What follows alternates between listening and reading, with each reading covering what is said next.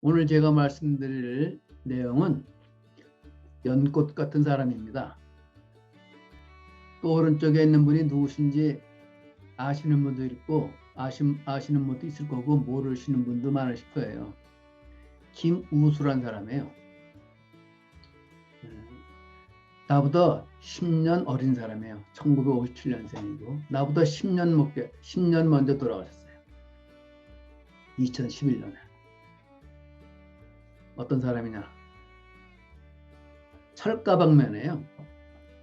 이름은 김우수라고 그러고 이 강남에 그 산동성이라는 말이에요. 산동성이라고 어느 중국집에서 그 짜장면, 짬뽕 이런 거 배달하던 분이에요. 이 사람은 창문도 없는 1.5평짜리 쪽방에 살았어요. 근데 고시원인데 그때는 아마 지금보다 더 비참했던 것 같아요. 왼쪽에 있는 사진이 그 우리 김우수 씨가 살던 쪽방이에요. 이걸 좀 더 자세히 보면은 오른쪽 사진하고 비교하면 말이에요. 거기 왼쪽 사진을 비교하면 이 창문에 있는 쪽방이에요. 그리고 왼쪽에 있는 사진은 우리 김우수 씨가 살던 쪽방입니다. 이 사람은 어떤 분이냐면은 포레스트 검프하고 비슷해요. 부산에서 외동아들을 태어났어요. 근데 그의 어머니도 미혼모예요.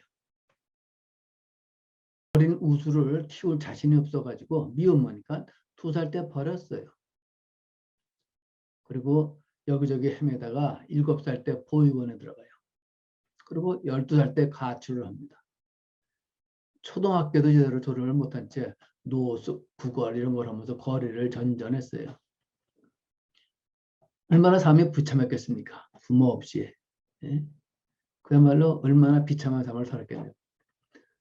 2005년 이 사람이 48살 때인데 인생을 비관해서 자살하려고 방에다 불을 질렀어요. 그러다가 실패하고 방화 혐의로 구속돼서 교도소에서 1년 6개월을 복역을 하게 됩니다. 재단이라는 데가 있잖아요. 거기서 발행하는 사과나무라는 그 작은 잡지예요. 이걸 보게 됐는데 이 잡지를 보고 이 어린이 재단에서 발행한 이 사과나무에 나오는 어린이들 보니까는 자기 어렸을 때와 비슷한 처지에 있는 아이들이 있는 거야. 그래서 걔들을 돌보기로 하고 그 출소한 후에 한 중국집에서 배달 일을 하게 됩니다. 한 달에 겨우 70만 원 벌어요. 월급이.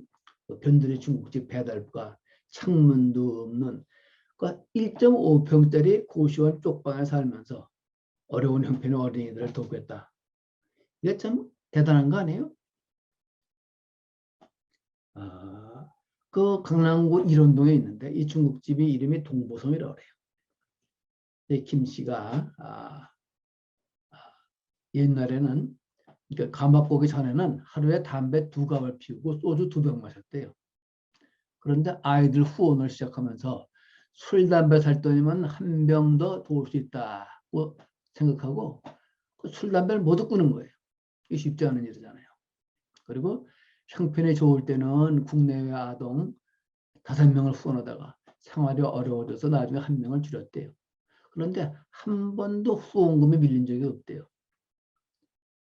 겨우 월급 70만 원 받아가지고 그렇게 많은 돈이 아니지만 5 내지 10만 원을 매달 보낸 거예요. 이 사람은 월급을 어떻게 썼느냐? 매달 20만 원씩 연금보험을 들었어요. 그리고 12만 1,000원은 종신보험을 들었어요. 이 종신보험은 4천만 원은 죽으면 말이에요. 자기가 죽으면 어린이재단에 받도록 그렇게 해놨어요. 사후 정기기증도 서약하고.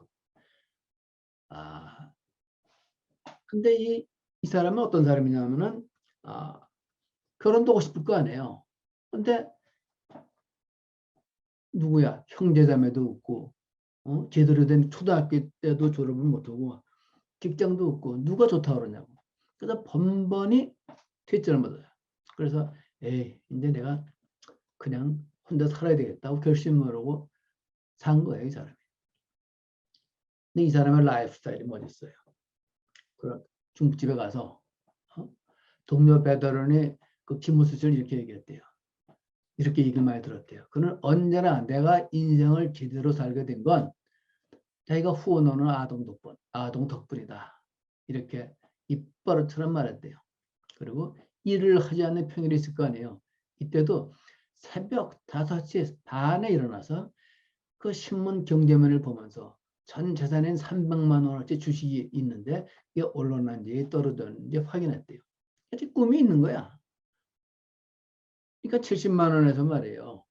25만 원 내고 나면 뭐가 남겠어요? 그리고 또 그거 내고 얼마 남지 않는데 그때 희망을 갖고 인생을 사는 거야. 그리고 또 노는 날은 오전 8시 30분에는 그 시작하는 조조영화가 있대요. 이런 거예요. 그걸 보는 게 큰 낙이었답니다. 그리고 그는 거의 매일 영화를 봤대요. 이 사람은 나보다 훨씬 철도 있고 부지런하고 잘난 사람 같아요. 내가 가만히 생각할 때. 난 이렇게 지금 은퇴하고 나서 이렇게 새벽에 일어나서 조조영화도 보고 이런 걸 못하거든. 자기가 하고 싶은 거 하는 거야. 그리고 또 영화관을 나가면서 2,000원짜리 로또 복권이 아니라 스포츠 복권을 한 장 사는 버릇이 있었대요. 중국집 동료들이 왜 당첨 금액이 큰 로또를 사지 그러냐 하고 물어보면 내 운이 거기까지는 닿지 않을 것 같다 하고 웃곤 했대요. 이 사람은 말이에요. 꿈은 있지만은 탐욕스럽진 않은 거예요. 멋있잖아요. 더 감동스러운 건 이 사람이 그렇게 1.5평짜리 그 쪽박촌에 살면서 햇빛도 안 들어오는 방이에요. 거기서도 낙천적이고 즐겁게 사는 거예요. 어떻게 살았느냐. 오후에는 말이에요. 자전거로 한강변을 달렸대요. 한 달에 한 번 정도는 자전거를 타고 의정부, 속초 등 장거리 여행도 떠났대요. 내가 우리 가족들 데리고 손주들 데리고 한강을 많이 찾거든. 어전에 자전거를 타고 다니는데 나보다 더 행복하게 나는 뭐야 저게 아무것도 없지만은 즐겁게 사는 것 같아 이 사람. 그리고 비가 오는 날이면은 집 근처에 그 풍물시장이 있다는데 거기서 혼자 쇼핑하면서 비싼 돈은 비싼 건 못 살 거 아니에요. 10,000원짜리 20,000원짜리 운동화나 옷가지를 사면서 친구들한테 자랑했대요. 예를 들면 자기가 찬 싼 시계일 거 아니에요. 이걸 팔목을 뚝 물쑥 내밀고 그렇게 기분 좋은 모습을 말이에요. 표현했대요. 근데 이 김호수 씨는 작은 것에 만족할 수 있는 사람이에요. 그죠?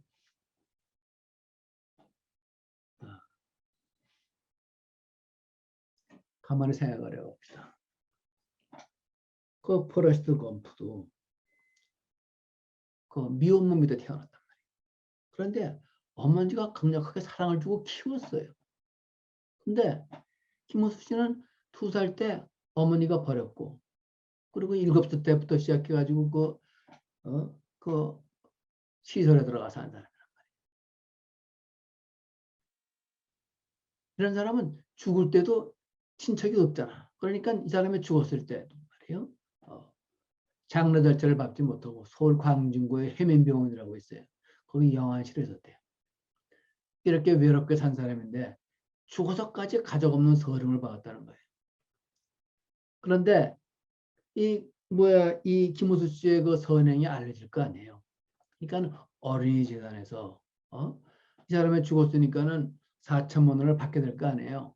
그걸 알게 보고 야 이게 말이 안 되잖아요.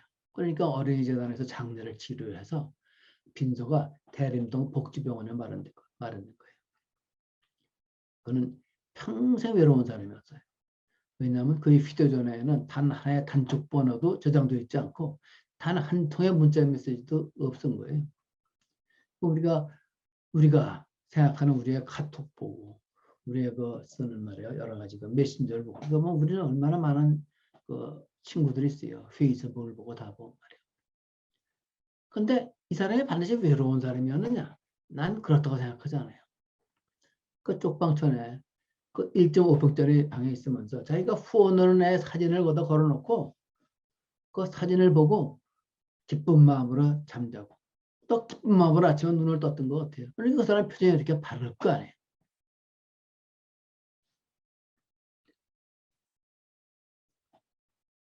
이 김우수 씨는 말이에요.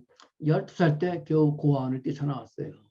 그러니까 거기서 뛰쳐나오니까 학교도 못 다닐 거 아니에요. 그러니까 초등학교도 마치지 못했고 그 후에 국어를, 허드렛일, 지게꾼, 그러니까 하층 계급이 할 수 있는 모든 어려운 일을 다 하고 소년원도 몇 차례 드나들고 그리고 아까 말했듯이 2005년에는 자살하려고 한 술집에서 말이에요. 나를 무시해 하면서 소리 지르고 불 지르다가 그 1년 6개월짜리 징역거리 살고 나온 사람이에요. 근데 이 사람이 감옥에서 말이에요. 작은 잡지인데 사과나무라는 걸 읽은 거예요. 거기에 자기와 비슷한 처지에 있는 말이에요. 불우한 환경에 처해 있는 어린아이들의 사연을 읽고 며칠을 울었다고 그래요. 며칠 울고 나서 생각하는 거예요. 돕고 싶은 아이들이 생긴 거예요. 그리고 제대로 살고 싶어진 거예요. 그래서 소주 끊고 담배 끊고 다 끊고 자기 라이프 스타일을 재정비하고 재건축한 거예요. 뒤에 모델링한 거예요. 그리고 5년을 살다가 돌아가신 거예요. 그래서 내가 이 사람 10년 전에 죽었지만은 내가 최근에 이 사람 얘기를 다시 들었어요. 그러고 나서 내가 속으로 야 나도 이 김우수 씨처럼 살고 싶구나. 김우수 씨는 가정과 사회에서 받은 것이 거의 없잖아요. 그 사람에 비하면 우리들 그리고 나는 부모와 사회로부터 얼마나 많은 것이 받은 것이 많은 사람입니까? 축복받은 사람이에요. 그런데 불교의 그 처염상정이라는 말이 있습니다. 이 처염상정이라는 말은 사라성어인데 연꽃을 상징하는 말입니다. 더러운 곳에 있으면서도 처염하면서도 항상 깨끗하다. 상정, 항상 깨끗하다 이런 의미입니다. 이게 유명한 말이에요. 처염상정이라는 말이. 그래서 불교용어로 탐진치, 탐내는 거, 성내는 거, 그리고 어리소 이 삼독이라고 그러는데 여기에 물든 중생들이 사는 어려운 속세 아니에요. 여기서 깨달음의 향기를 잃지 않는 사람을 연꽃 같은 사람이라고 부른대요. 자, 나는 말이에요. 김우수 씨가 그 살고 있던 그런 쪽방촌. 그 사람이 노년동에 살고 있었던 것 같아. 내 노년동에 옛날에 거기서 쌍용투자증권 내가 실장으로 된 사람이거든. 내가 그 동네를 너무나 잘 아는 거야. 거기 그야말로 활락가가 많아요. 그래서 그 가운데 쪽방촌들도 있고 그래요. 거기서 그 활락가 속에 사는 거야. 물론 그 안에 또 누가 또 있냐면은 거기 논현동은 아니지. 그거는 저기 서초동이지만은 그 속에서 주위에 얼마나 화려한 사람이 많아요. 거기서 기죽지 않고 1.5평 쪽방촌이지만은 아침마다 즐겁게 눈을 떴다는 거 아니에요. 그리고 새벽 5시 반에 일어나서 증권도 자기가 300만 원 갖고 있는 증권 주식을 보고 그러고 나서 돈을 벌어가지고 내가 우리 아이들한테 어떻게 도와줄 건가. 그리고 내가 늙어서 누구한테 신세 지기지 않겠다 이런 생각으로 20만 원씩 국민연금 들고 그리고 만약을 위해서 말이에요 12만 5천 원씩 그 종신보험도 들고 그 위대한 인간 아니에요. 그야말로 이 처염상정이에요. 연꽃 같은 인간이라고. 그래서 나는 말이에요. 어둠 속에 살면서도 더 어두운 곳에 있는 생명을 돕는 노인은 행복하다. 그러니까 우리가 시니어 라이프를 얘기할 때 우리가 비록 우리보다 훨씬 젊게 54살에 돌아가셨지만은 훨씬 나보다 더 나은 인간이고 나보다 더 절도 있는 생활을 한 사람이고 정신적으로 나보다 더 건강한 사람인 것 같아요. 그런데 문제는 말이에요. 자, 이 김우수 씨가 그러면 자기 집을 살 수 있을까? 아니, 월세방이라도 얻을 수 있을까? 그럼 몇 천만 원 벌어야 될 거 아니에요. 근데 지금 살아가는 세상에서 1년만 지나면은 30% 40%씩 월세방이 오르고 이러는 세상에서 집은커녕 말이에요. 어떻게 자기 집을 살 수 있겠는가? 그래서 우리가 시니어 라이프에서 이런 활동을 해야 될 것 같아요.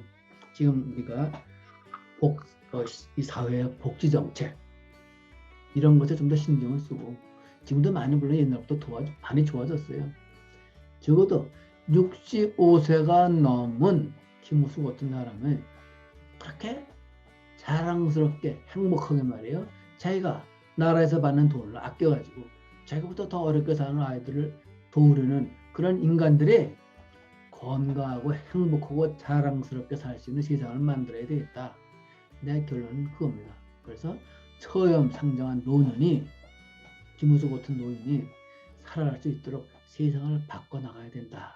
이게 오늘 제 강의의 요점입니다. 예, 이걸로 마치겠습니다.